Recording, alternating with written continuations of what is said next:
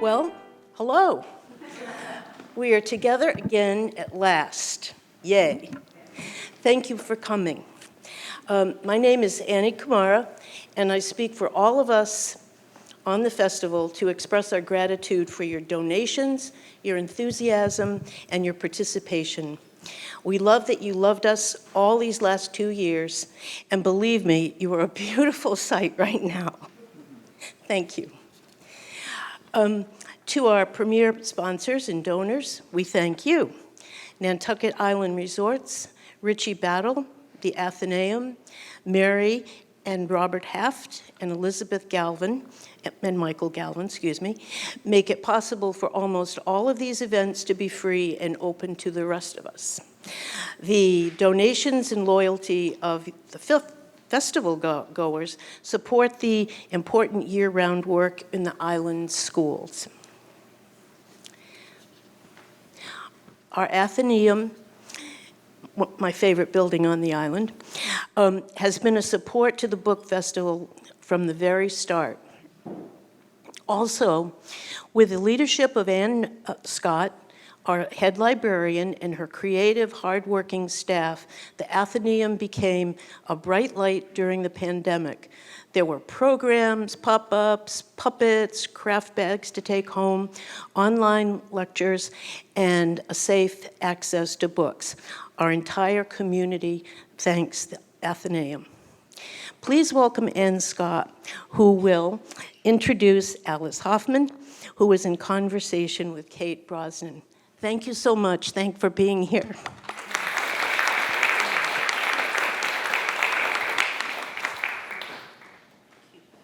Thank you.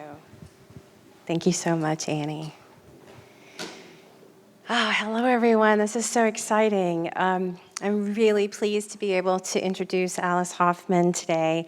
She received a fellowship to Stanford University Creative Writing Center, where she received her MA in creative writing. And from there, as you know, she has become a distinguished novelist, best known for her 1995 novel, Practical Magic, which was adapted for a 1998 film of the same name, starring Sandra Bullock and Nicole Kidman. Hoffman has published over 30 novels, 3 books of short fiction, and 8 books for children and young adults. Her novel, Here on Earth, and Oprah's Book Club Choice, was a modern reworking of some of the themes of Emily Bronte's masterpiece, Wuthering Heights. Her novel, At Risk, which concerns a family dealing with AIDS, can be found on the reading list of many universities, colleges, and secondary schools. Hoffman has written a number of novels for young adults, including Aquamarine, which was also made into a film, starring Emma Roberts, Green Angel, and Green Witch. Hoffman's work has been published in more than 20 translations and more than 100 foreign editions. Her novels have received mention as notable books of the year. Her short fiction and nonfiction have appeared in the New York Times, the Boston Globe magazine, the Los Angeles Times, Harvard Review, and many others. Toni Morrison calls Hoffman's work, The Dove Keepers, a major contribution to 21st century literature, and it is considered by many to be her masterpiece. Her novel, The Rules of Magic, is the prequel to her cult classic, Practical Magic. Reese Witherspoon picked it as her October 2017 book club read, remarking that the story is full of magic, love, family, heartbreak, and redemption. Those are my favorite kinds of books. Book 4 in the Practical Magic series, The Book of Magic, was released in October 2021 and was selected as an Indie Next pick and a Library Reads Hall of Fame pick. I could go on, but I'm sure you'd rather hear from her. And in conversation here with Alice, we have Kate Brosnan. Kate lives on Nantucket and is one of the co-founders of the Nantucket Project, and she's been a supporter of the book festival since its beginning. Please help me welcome them both today.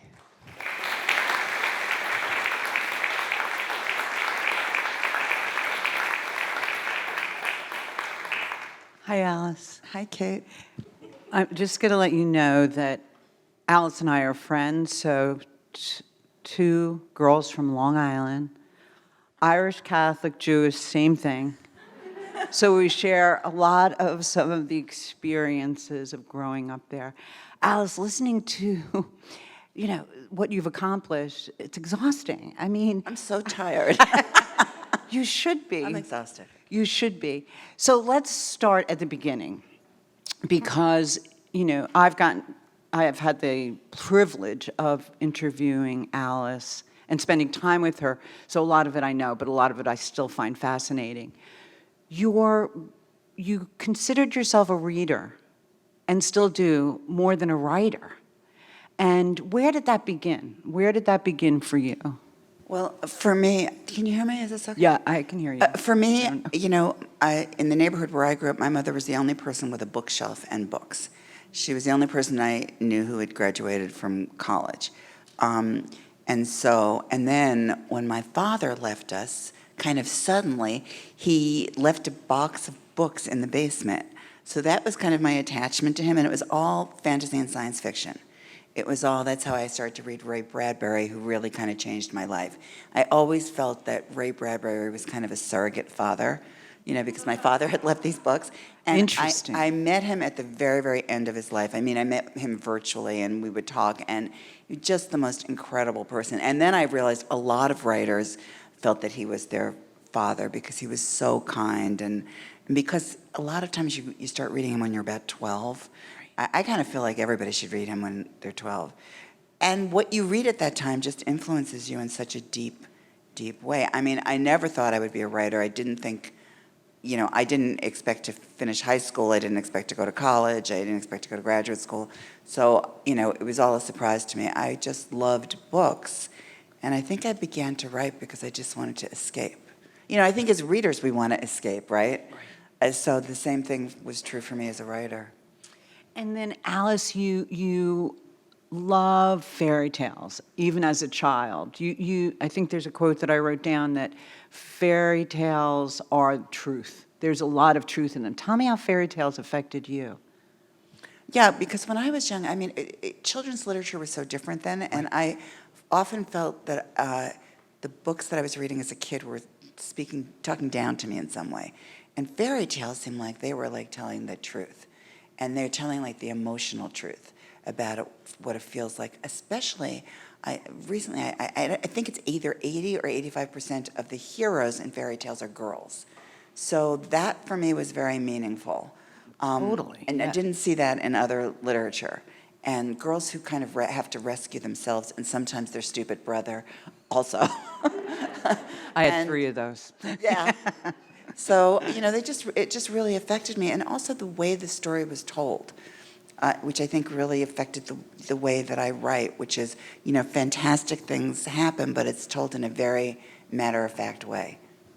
There's a quote that I want to read because I found it really interesting where you say, my theory is that everyone is an outsider or has been on the fringe of society.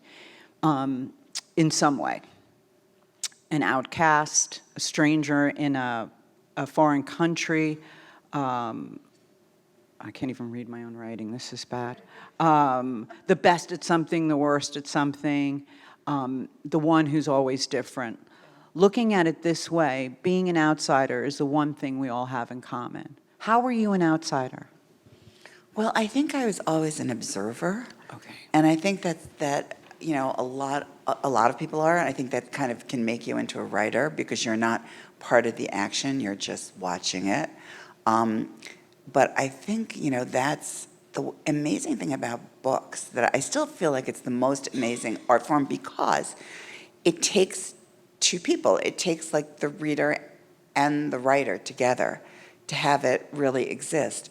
And I've had so many instances, which I think so many readers do, when you read a book and you feel known. You feel like, how do they know how I feel?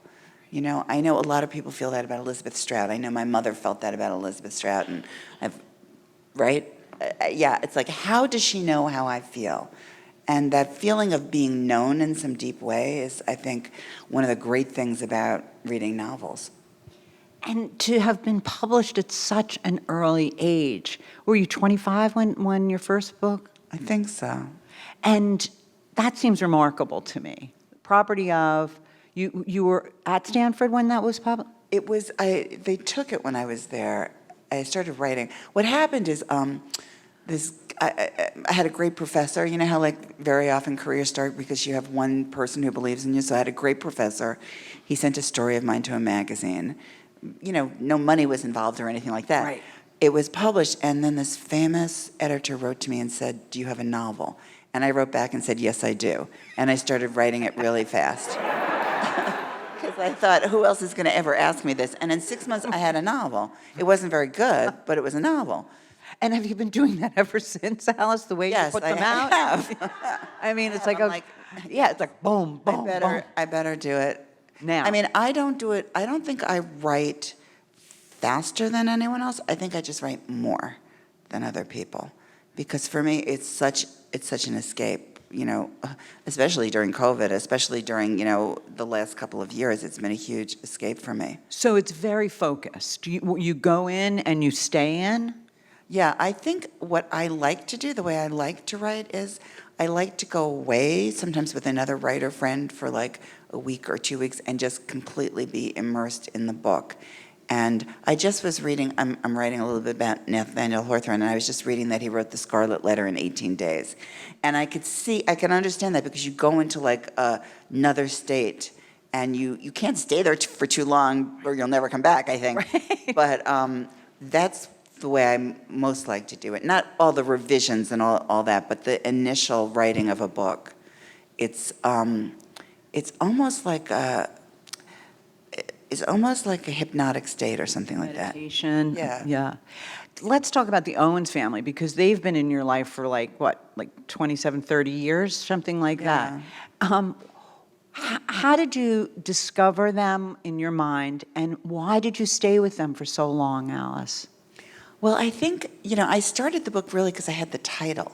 And I thought, this is a great good title. title. Right. I should write the book. Right. But also, I read a lot about witches, and that was kind of a favorite. Magic was really a favorite of mine. And at the time that I wrote Practical Magic, it was not considered an okay thing to do.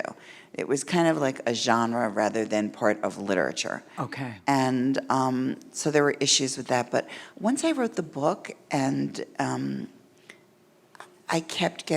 it was really because I kept getting notes from readers saying, "I don't think that's the end of the story. I think we want to hear more." It really wasn't my decision, and then I felt like maybe I should do more. Maybe they know something. Maybe they know something. But I don't. think I'm going to try it. And then it was really fun to kind of, I didn't have this broad outline. I didn't know, if I had started out thinking I'm going to write 4 books, I would have done it in a different way. Right. So I definitely have made mistakes, which sometimes get pointed out to me, because, I wrote it 27 years ago or 30 years ago. Right. Alice, is there one of your books that was the harder one to write? Because it seems to me like you, and knowing Alice, and I actually traveled with Alice for one of her books to St. Thomas. What book? Yes, The Marriage of right. Opposites. That's Yeah, right. Yeah, The Marriage of Opposites, which is amazing. But it's like it seems from an outsider almost effortless. Is there one book that you really had to plow through that just wasn't coming, or no? It's all both. It's Okay. both. They come, like the characters walk in the door, and then it's a huge amount of work afterwards. Right. It's just a huge amount of rewriting and researching, but there are still those moments when it's kind of like magic, when, characters just walk through the door fully formed. It happened with The Marriage of Opposites. It's about Camille Pizarro's mother, and she just kind of like walked in, and there she was. I just had to follow her. And then, I didn't want to go to St. Thomas.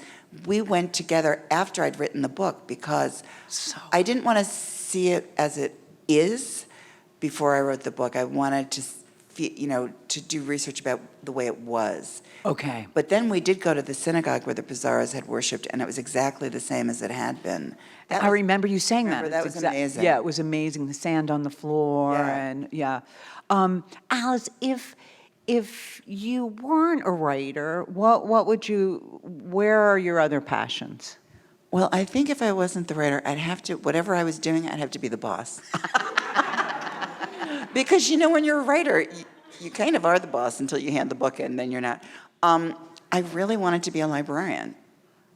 And I feel like a lot of my characters are librarians, and libraries are important in my books. And, but I didn't feel that I really, I don't know what happened. I think that's what I really wanted to do, but once I felt like I could write stories, that became what I wanted to do. Alice and I were talking about, we've been out socially with Book Festival, and I had to go home yesterday and take a nap, and I realized that I haven't been in this groove of being social, and it's like, wow, this is, and I said, I realized that the pandemic has made me live a very internal life, that a lot of my life is quiet and walking, and I've kind of gotten very comfortable there. And then we talked about it, and I was like, oh yeah, that's how I feel. But I almost feel that's how a writer must live, because it is an internal, I mean, are ideas coming at you all the time that you're saying, oh, I've got to remember this, or this sounds really interesting, I'm going to pursue this, or where does the seeds come from? Is it your own reading? Where do they come from, Alice? It can come from different places, but I always think if you're not a writer and you're like standing in line to get coffee, what are you thinking about? Because I'm thinking about my book, so I don't know what other people think about. I'm thinking about the guy in front of me. Yeah, I'm thinking he looks like the character in my book. Right. Is that one of the Owen sisters? Well, sometimes, it comes from travel or from reading or from stories that people tell you or, I don't know. For me, it's just kind of a magical experience. A big quote of Alice's, books are the only magic, which I think is so good. Alice, do you have fear that you're going, because you just keep pumping these things out, and I would feel like, I'm not going to be able to do that again. That was a good one. I can't do that again. Do you have a fear that you will run out and your creativity will freeze? Oh, what a nice question, Kate. Not that but I worry for you. Well, two things. I always feel like when I start a book, I don't know how to write a book.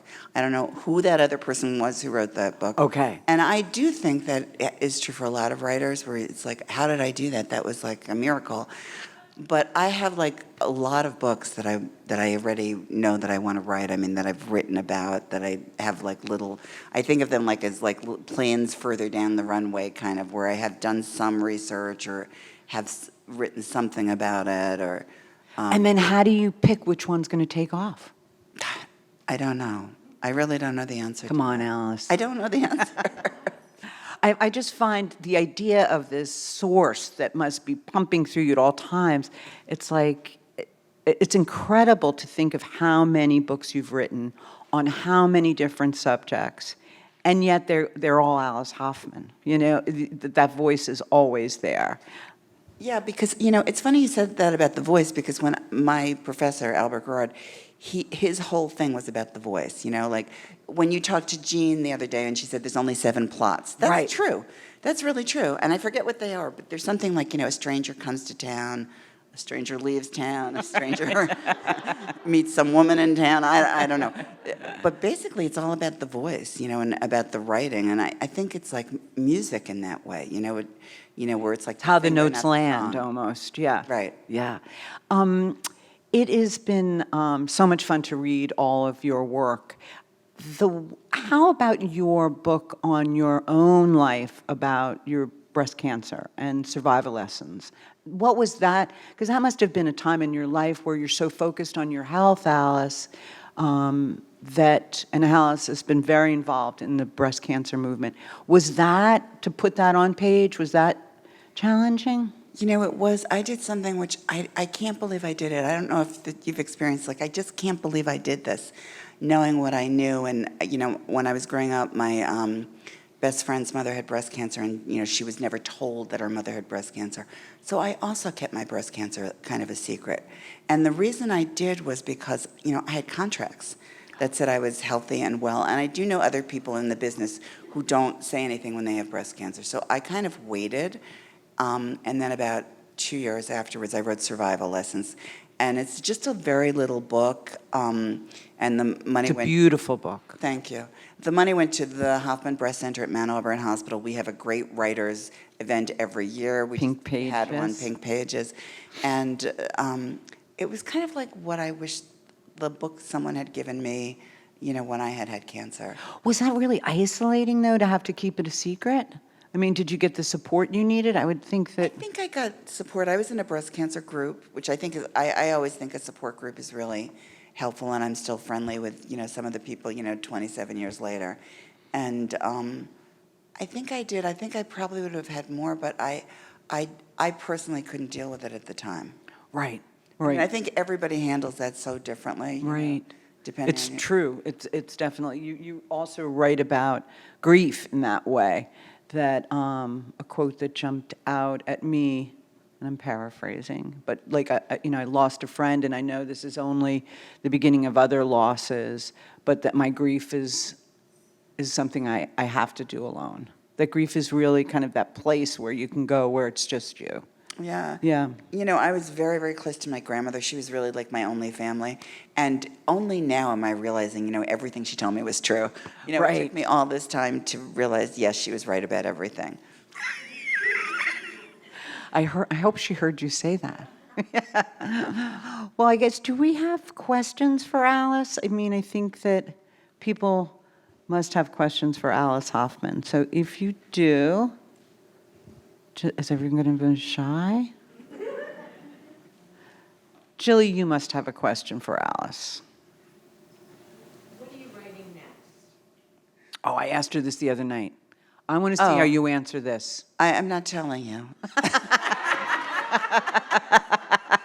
That's what she said to me. I'm so glad you're consistent. Well, I'm kind of working on two things, and I have one other potential thing. I don't know what will happen, which is the book that will really become alive, so I'll see. Alice, how important is your editor? Have you had the same editor? No, I've moved around a lot. I had the same editor for 25 years, but I have moved around a lot. I mean, I've been doing this for so long. Right. But for 25 years, I worked with the same person. I think it really does matter, to have somebody who's supporting you and behind your book, and someone you can talk to about it. Is there ever conflict? Do you think I would tell you? Oh, she's I so think there's- tough, this I think one. There's always conflicts, yeah. And who wins It depends. on the issue? I have a feeling Alice wins. I mean, if you get 30 books, what is she going to argue with? Especially if the editor, how many books does the editor have? I don't know. Right, that's why you win. She's not even saying that she wins all the time. Any other questions for Alice? There's Mary Heft. Hi. Hey. I forget, I know I used to know the origin story, but The Dove Keeper for me was my most powerful book. I read it on my first trip to Israel. I was hiking the Masada. Your book was with me. It's embedded in my very memory of this powerful trip. What is the origin story behind your writing that book? Mary, thank you so much. That's It's a great very kind of you question. to say. I think that is the book that is, for me, the biggest book. It took me 5 years to write it. I didn't expect to write it. I knew nothing. I mean, I really went into it knowing nothing. What happened is my son's an archaeologist. He was working in Israel, so I was visiting him at certain sites. And we went to Masada with some other members of my family who live in Israel. And as we were walking around, there was a plaque that said there had been survivors, which is not something I had ever heard of the story of Masada. I don't know if you know the story, you probably do. It was about this group of Jews who fought off the Roman army for a number of years. It was kind of astounding, but I had never heard that there were survivors.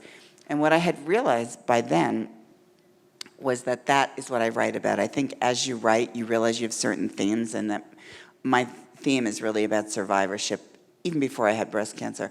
But as soon as I saw that plaque, I thought, oh, I think this is a novel, which was like, I didn't really know what I was walking into, and how much I would have to learn and know. So for me, that is a very special book. And then I went back after it was published, and the head of Masada gave us a private tour. We went up alone. At sunrise, my son was with me. I think it was the first time he was ever impressed with anything that I ever did. And, I just felt that, I felt like when I went there, I've had this kind of mystical experience, which I don't usually have, which is I felt like I could hear the voices of the women who had been there. And the director said to me, I never thought about the women who were there before I read your book. Even though in the museum there are all these artifacts from the women, that they had discovered, shoes and combs and things that had belonged to women. So I felt like maybe I had given them a voice. But thank you so much. I want to say this, you gave them a voice, you created indelible characters, literally they're imprinted. The best thing about reading in books is they really become part of you. So I almost feel like your characters are in my DNA now. It was that powerfully important to me. So everybody read Dove Keeper. Thank you. Her agent thanks you. Yeah. Can you take, it's Yeah, hard to hear. I just can't hear.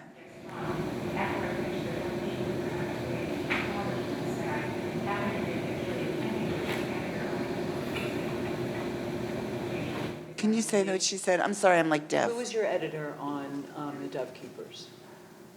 Good question. Oh, Julia Kenny? No. Pam Henny's daughter? No. I mean, that name sounds familiar to me, but she's not an editor. Is she? Well, she was I don't know, I remember reading the acknowledgments, and she was an editor working for a publishing company in New York, so I No, she wasn't my editor. She might have worked for the company, but she wasn't my editor. I think you listed her at the She might have worked on it. I don't know if she was someone's assistant or in some other department. She wasn't my editor. The other part of the Dove Keepers, I think it's the most magnificent cover of a book. I know you Oh. don't judge a book by Do its you know cover. why? You know why that cover is so great? Because Joyce Tennyson, the photographer, took that photograph. I found that photograph, and I kept it by my desk while I was writing. And then we asked her if we could use the photograph on the cover, and she said no. And we kept asking her, and then she was very involved with. She lives in Maine with a place for domestic abuse. So I made a donation. And then she started maybe being a little bit friendlier. And then She greased the wheel. she decided she was going to do it, but she was going to give her what she got paid as a donation, and then the model, the woman who's photographed, also did the same thing. So it was a very bonding experience, and her photographs have been in a lot of my books, and we're really good friends now, so I met felt her so lucky. with you when in Florida. Yeah. But she's I great. love that. It's a haunting picture, the cover of the Dove Keepers. Yeah, I she's love it. amazing. Joyce Tennyson, she's an amazing photographer. Yeah. So not to be left out in this, I too love the Dove Keepers. But, so your characters are very rich and they sort of live with you, and writing is a very isolated experience, I didn't ever. So I was curious about if you ever really feel lonely because you have all these characters that sort of percolate in you a lot of the time. Do I feel lonely? Is that the question? Yeah. Okay, Because you sorry, I have can't. this imagination with all these characters. That's probably, kind of why people start writing, in a way, is to kind of populate their world. I mean, look, the truth about writing is it's a little bit like dissociating because you are in this world but not in this world. But that's true when you're reading a book, too. It transports you, and you can be like sitting here in the library, but you're reading about England, and you feel like you're walking through the moors. So it's a very interesting experience. Does it take the place of human beings? I don't know. Sometimes. But they keep you good company. I mean, I would imagine if you're always in this character development. And look, you're doing it on the grocery line. Right. Yeah. Sure, go ahead in the back. So, I want to know from you is, as a child and growing up, who is the person that resonates with you and you carry in your soul, so to speak?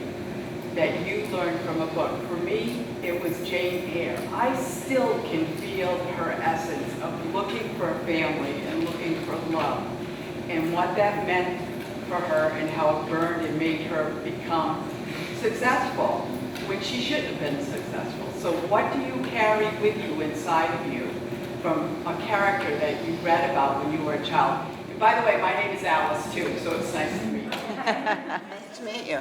I'm sorry, I couldn't hear a lot of that. So what character burns in you that like Jane Eyre for this Alice? Is there a character that you really identify with and that stays in your soul?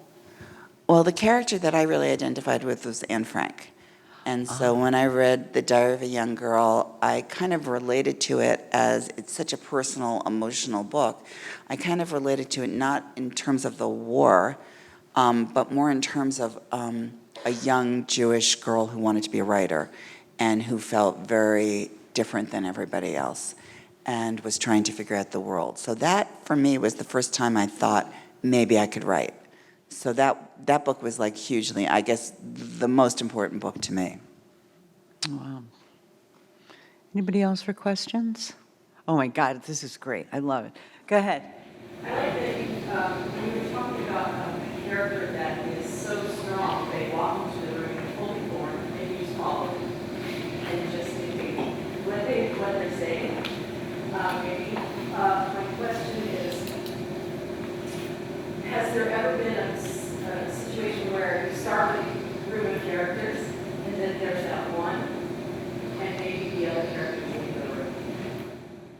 Yeah, often I've had books where I've, gotten rid of many characters, in the revision, like 5, 6 characters. I wrote a book called The World That We Knew, and I had to get rid of, the last like 150 pages of the book. I still think it might be another book or something, but sometimes it's just, you like the characters or you feel attached to them, but they don't work within, the context of the story. So then they're gone. Have you ever put one of those characters into A different book? Yeah, I have. I actually just did that for fun. Yeah, it is fun. Did you feel, because you felt bad, like you had cut them and? Well, Like, it's like, talk about a powerful position. You're gone, you're staying, right? yeah. I mean, I don't feel like it's powerful. It's just it's more like, moving books in your bookshelf kind of right, thing. right. Well, it's a little different than that. Then you, that's Alice's big A thing. little. Any other questions? Oh, 10 minutes. So other people had their hands up. Go ahead. that, and I'll get into this, but you had a legal contract where when you were sick, it said you were healthy. So does that mean if you said you were sick, you lost your book? Well, I was a screenwriter, and for a long time I supported my family by being a screenwriter. So when you're a screenwriter, you sign like copious contracts, and one of the things they say is that you are not ill, you are healthy and ready to do the job. So I wasn't willing to lose those jobs because I felt like, I am healthy enough to write. I'm not, healthy enough to do a lot of other things, but I'm certainly healthy enough to lie in my bed and write. So it was that. But I have other friends in publishing who just, didn't want to tell anyone. They didn't want, I can't explain it, but sometimes, depends on when you're ill, how you feel about things, but I didn't want to be treated like the person with cancer. And I had just gone through a horrible thing with my sister-in-law. She had glioblastoma, and it's like everyone was involved in her care, and I just didn't want to do that. For me. Are you still doing screenwriting? Not so much. Screenwriting has really changed because, first of all, there aren't very many movies. You may have noticed it's mostly TV. Right. And it's just complicated. And do you enjoy that? Does it feel faster? And because I know you're into like pumping it out. I mean, is it? I'm not into pumping it out. I am not. That is not what I'm doing here. I am agonizing it out. I'm sorry, Alice. No. I know you're agonizing it. I Right. yeah. am. But the thing about screenwriting, well, you can't be too old. That's one thing about screenwriting. The other thing is it's just very, you really have to, you're kind of at the beck and call of somebody else creatively. You know, you're Okay. not the most important person in the room for sure. And that was fine, you know, when I was younger and I was doing it for a reason. But, you know, it would have to be some, you know, I just wrote the pilot for a pilot episode for something, but it would have to be something really special for me to want to do it. Right. And I would have to be working with someone I knew that I could work with. Well, I'm sure it's hard to shift into collaboration when you're used to just sitting. Yeah, I would imagine that's a difficult transition. Difficult. Yeah, It is. There you go. Talk about traveling during, you know, for 2 weeks, getting to get the juices running, but when you're coming back to your space, can you tell us, do you write in the morning, do you write at night, do you write in one space over your journey of your career? Has that changed? Yeah, I think it's different for everyone. I have always liked to do it early in the morning, so I tend to get up at like 5:30 or 5 or something, and so I have some time before everything else happens, and you start getting phone calls or texts or whatever. I did that when I was younger too, because I would have a job, you know, or I would have to go to school. So for me, it's kind of in the morning. I kind of write on and off all day. You know, I thought when I started that, you know, I'd write for 6 months and then I'd do something else for 6 months. But it's kind of, if you're a writer, it kind of isn't like that. It's kind of what you do.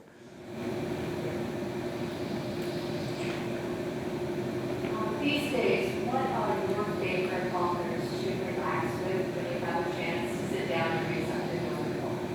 You know, it's funny that you asked that because I feel bad I'm not a reader the way I used to be, because usually if I'm reading something, it's my own work, you know, and I'm working.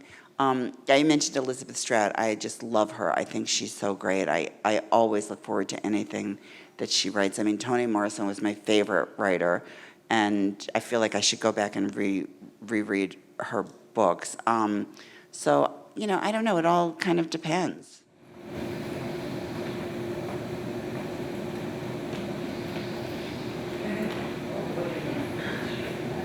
When you wrote Practical Magic, you talked a little bit about like not really having the whole story, but when you wrote Practical Magic, was there a backstory in your head that sort of like the plots of the prequels are so intricate and there's so much to them, and I'm just curious, was it all new when you wrote those, or? Well, when I started Practical Magic, there is a very, very brief mention of the original woman in the family, a woman named Maria Owen. So she's just mentioned really briefly. But enough detail that I had to I wrote magic lessons about her, which was really fun for me to write about kind of the origin story. But I had to adhere to certain facts or do my best to adhere to certain facts that were in the original book. But I never thought there'd be another book after that. They were amazing. They were amazing. Oh, thank you. Thank you. Do you ever get so emotionally involved with your characters and their development, their emotions, especially when yourself? So do you ever get so emotionally involved with your characters that you have to kind of like step away? They're like, in other words, it's too much, right? What would happen? I don't know what would happen. I think I'm always overly emotionally involved with them, I think. But, you know, I think this is interesting, and I don't know if this is true for other writers or not. I don't see them. It's not like I'm seeing a movie or something. I'm more like, and I think this is how I am as a reader, too. I'm more in them. You know how when you read a book, you feel like you're inside of those people? You are inside Heathcliff and Kathy. You don't. That's how I read it, and that's how I write it also. And seeing it come to life like Practical Magic, was it almost shocking to see it out of your head? You know, it was amazing to think that, you know, hundreds of people were now working on something that I sat in a shed in Wellfleet and wrote all by myself. I mean, that was kind of an amazing Right, thing. and then there you have grips and producers and yeah. Yeah, that's very strange. But seeing it for the first time, was it like, was there any like sense of like, oh, that's not, or yes, they got that, or they did? Well, I think as a screenwriter, I didn't expect it to be the book. Okay. I expected it to be something different. And, Right. you know, I kind of loved what it is for what it is. Right, oh, it's a great movie. I think, and over the years, it's become, kind of a cult favorite, I think, because Totally. there's so few movies that have so many women in them. I can't actually think of another one right now. Maybe Bridesmaids, but I can't think. There are not that many women in movies. Right. Groups of women. Right. Okay, we've got some time for maybe one more. Go ahead. We have a family that was more storytellers, so pastors, and sons are not storytellers, but I'd rather forms of storytellers. Yeah, actually, storytellers in my family. My grandfather was a writer. He was kind of a failed writer. And he wrote poetry and he wrote articles. And I actually based a book kind of about him. It's called The Museum of Extraordinary Things. And there's a character in there who's very involved with the union. My grandfather was very political, very involved with the union, was always out of work because he was always like protesting. And so it's kind of based on that. That focuses on the Triangle's Shirtwaist Factory fire, where all of these women were killed because they were locked in into the factory where they worked. So yeah, so he was, so I knew about him, and I knew that was kind of in my family.